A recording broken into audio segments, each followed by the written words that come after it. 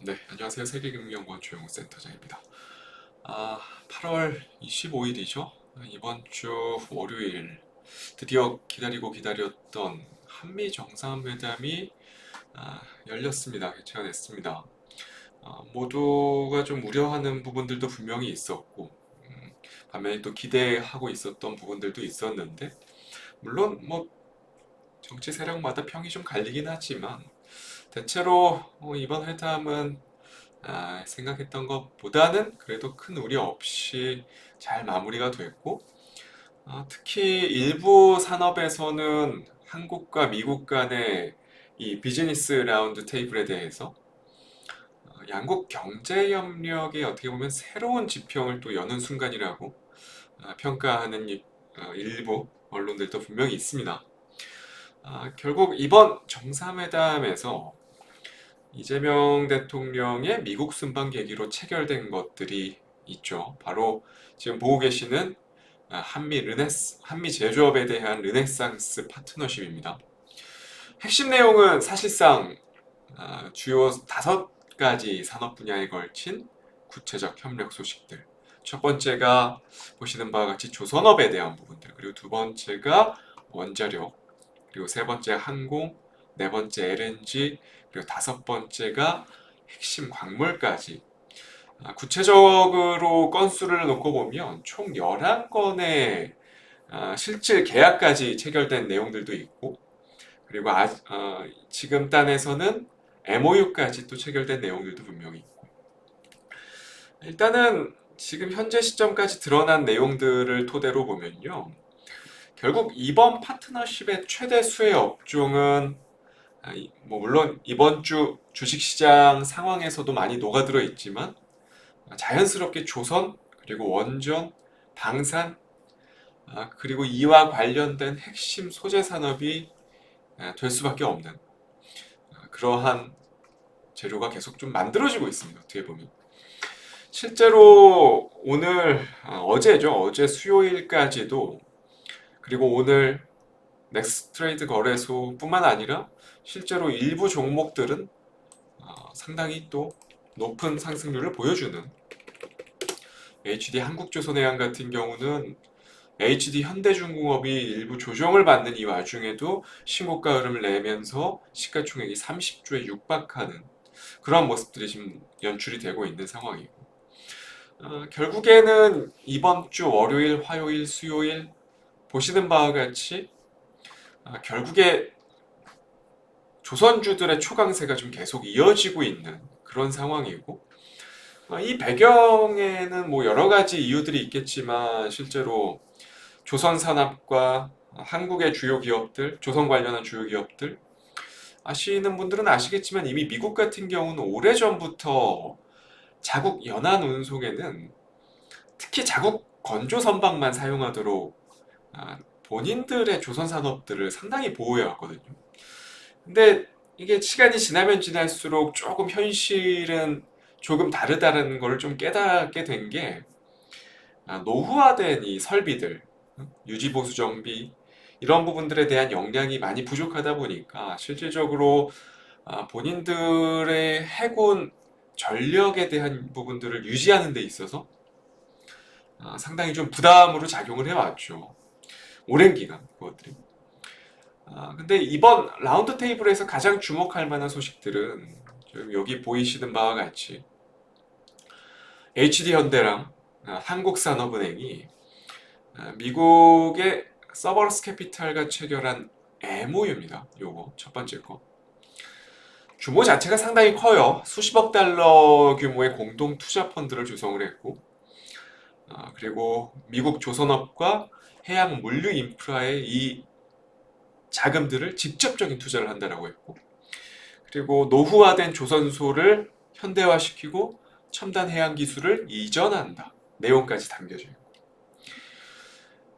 결국 이 말은 HD 현대그룹 같은 경우는 단순히 선박 제조를 넘어서서 이제는 한국과 미국 동맹의 어떻게 보면 핵심 해양 파트너로 자리매김을 하게 된다라는 거죠. 결국에 이 말은 즉 이 투자로 이번 이 협력으로 안정적인 수익 확보뿐만 아니라 장기적으로 미국과 한국 간의 시장 지배력을 강화할 수 있을 만한, 전 세계적으로 시장 지배력을 강화할 수 있을 만한 그러한 모멘텀으로 작용을 한다는 거죠.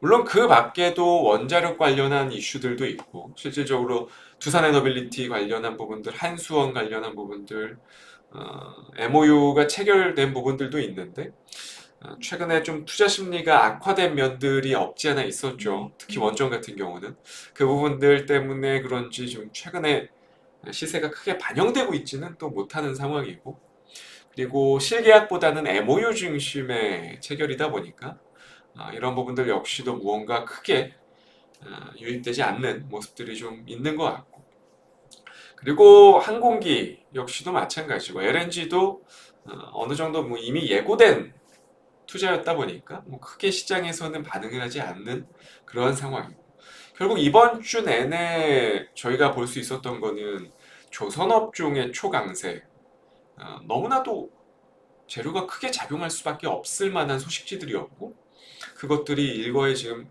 반영이 되면서 어떻게 보면 이번 주 조선업종들이 좀 다소 좀 버블 아닌 버블에 대한 느낌도 좀 없지 않아 있죠, 실제적으로. 아무튼 조선이 지배적이었고, 여러 가지 또 그 밖에 이슈들이 있었는데 많이 묻히는 상황이었고, 실질적으로. 결국 이번 정상회담 관련 뉴스 속에서 대부분이 조선업종에 묻혔는데, 아, 사실 오늘의 공략주인데 이거는 먼저 종목부터 좀 풀어드려야 될 것 같아요. 먼저 고려아연입니다. 사실 방산 분야에서 이제 좀 새롭게 또 주목해 볼 수 있을 만한 기업이 바로 고려아연인데, 지금 뉴스 내에 이제 표시가 되어 있지만 고려아연 같은 경우 핵심 광물을 이제 2028년이죠. 3년 뒤부터 소위 말하는 게르마늄이라고 하는데, 핵심 소재를 미국의 로키드 마틴에 장기 공급을 한다. 이 게르마늄이 어떠한 광물이냐면 뭐 대표적으로 반도체에도 필수로 들어가는 희소 금속이고, 그 밖에 방산 사업에 대한 이 야간 투시 장비부터 해서 뭐 광섬유부터 해서 상당히 광범위하게 어떻게 보면 사용되는 희소 금속인데, 그거를 미국 더 나아가서 전 세계 1위 방산 업체인 로키드 마틴에 공급을 한다는 거는 이 고려아연의 재련, 정련 기술력이 어떻게 보면 세계적으로 세계 최고의 수준을 증명받았다라는 셈이거든요, 실질적으로. 그거를 일단 2028년 3년 뒤지만 물론 2028년부터 상업 생산 시작과 동시에 확실한 수요처, 그것도 세계 1위 방산업체를 수요처로 확보했다라는 것들, 상당한 모멘텀일 수밖에 없고, 그러니까 미래 성장성과 어떻게 보면 안정적인 수익처를 동시에 잡을 수 있는 아주 전략적 포지션이 됐다라는 거고, 그뿐은 아니죠. 단지 이 재료뿐만은 아니고 고려아연 본연의 또 모멘텀 역시도 빼놓을 수 없는데, 아시다시피 고려아연 같은 경우는 세계 1위 아연 재련 기업입니다. 아이언부터 해서 은, 뭐 금, 구리, 다양한 비철금속에 대한 부분들을 재련을 하고 있는데, 최근에 가격들이 많이 올랐죠. 실제로 금 가격도 많이 오르고, 결국 비철금속 가격들이 계속 상승을 하고 있는 이러한 추세가 이어진다면 자연스럽게 레버리지가 당연히 크게 작용할 수밖에 없는 그러한 상황이 만들어질 수밖에 없는 기업 중에 하나고, 그 밖에 최근에 뭐 전기차 배터리부터 시작해서 신재생 에너지부터 해서 니켈이라든지 뭐 리튬 같은 2차 전지 소재 사업에도 상당히 공격적으로 이미 2, 3년 전부터 투자를 이어가고 있는 그런 상황이고, 2차 전지 산업에 대한 사이클이 다시 한번 들이온다면 그에 따른 과거 공격적인 투자를 집행했었던 그에 대한 수혜가 유입될 수 있는 그런 환경이 또 놓여져 있고, 실제로. 그러니까 다각적인 성장 전력을 좀 확보를 하고 있는 셈이다라는 거죠. 지금 시장 자체가 어떻게 보면 조선업종의 주목이 좀 쏠리다 보니까 이러한 관련한 재료들이 시장에서 크게 부각을 받지 못하고는 있는데, 시간이 조금씩 흘러가면서 방산 그리고 비철금속, 2차전지 소재라는 이러한 삼중 모멘텀으로 증시에서 좀 재평가가 된다면 고려아연 같은 경우는 뭐 어떻게 보면 작년 어떻게 보면 그 경영권 관련한 이슈들이 좀 있었죠.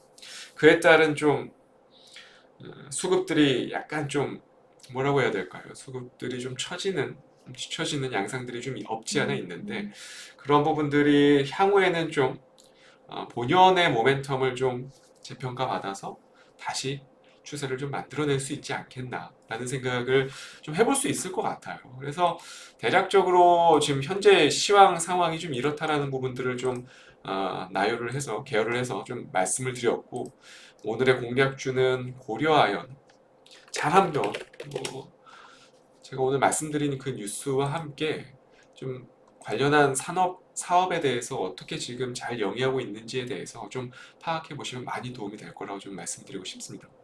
오늘 공략주 고려아연이었고요. 저는 다음 주 이 시간에 또 좋은 정보 가지고 찾아뵙도록 하겠습니다. 감사합니다.